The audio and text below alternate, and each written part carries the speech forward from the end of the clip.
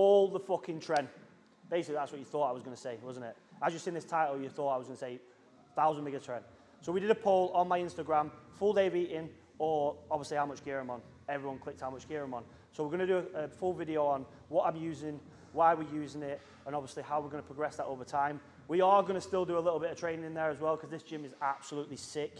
Equipment's mint, lighting's mint for Aaron's filming, so let's get after it.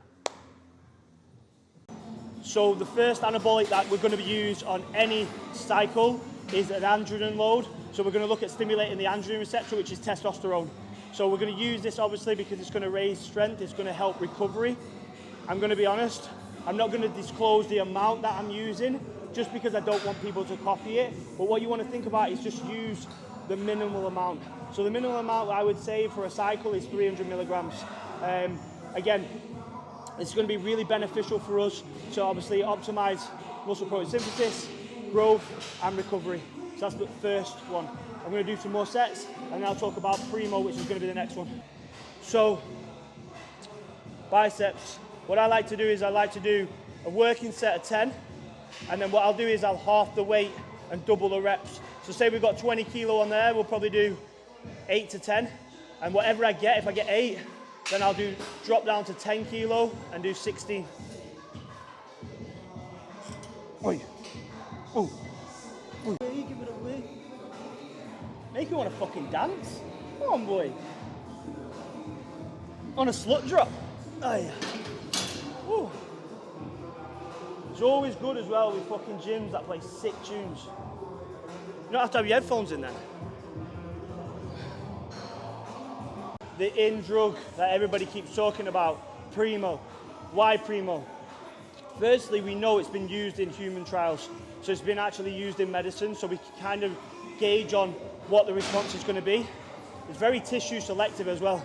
So it's, and even though people think it's a mild drug, it's actually not the toxicity levels on it are low, so it doesn't really negatively affect our blood work as to say something like EQ would, or say even down to Mastron. So we can run it for a little bit longer, a little bit higher dosage, and make up the rest of the stack with that, and it not negatively impact us. So what sort of ranges are we talking? People are thinking, oh, you're going to be running a gram of Primo. I personally have seen it effective at 300 milligrams for my clients.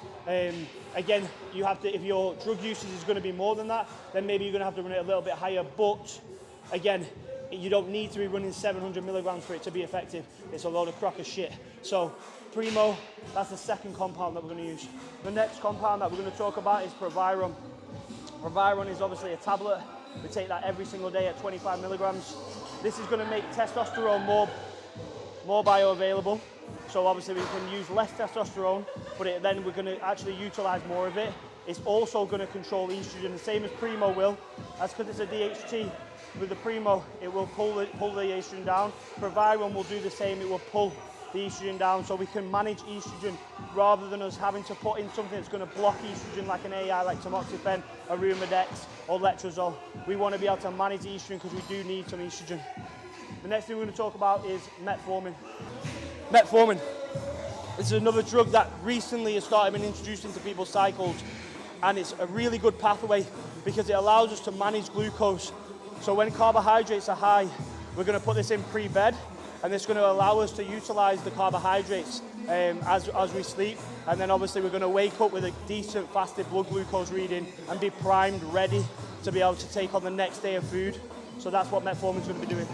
So what I like to do on these is I like to do 10 repetitions, and then the 10th one will hold for an isometric contraction, and then do 10 more. Just adds the intensity fire into it, so we don't have to go too heavy on the weight.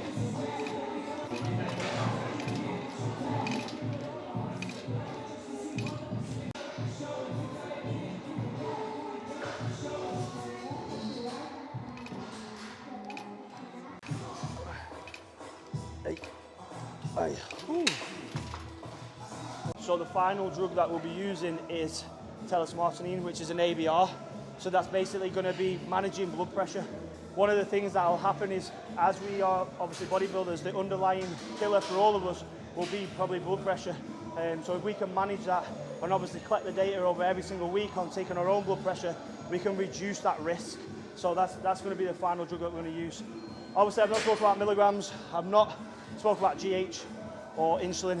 I'm going to keep that for another video, just so we can be a bit more in depth, just because they're quite, not dangerous, but obviously taboo subjects that people kind of think.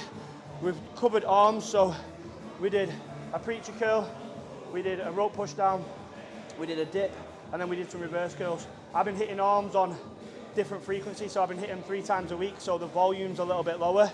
If anyone's in the area, like Wigan area, come down to this gym because it's fucking epic. Like, it's making me want to train every single body part. Thank you for watching this video. Again, I think the next video we're probably going to do is 12 weeks out. So it's going to be either a full day of eating or maybe just a little bit of more of a documentary style about how I feel. Maybe a bit of both, fuck it, a bit of both. How I feel on competing now after pulling out of the Arnolds last year. Again, thank you for watching. Please subscribe. Please like the video and make any comments that you want to. Not negative shit like bullshit. But anyway, thank you for watching. Out.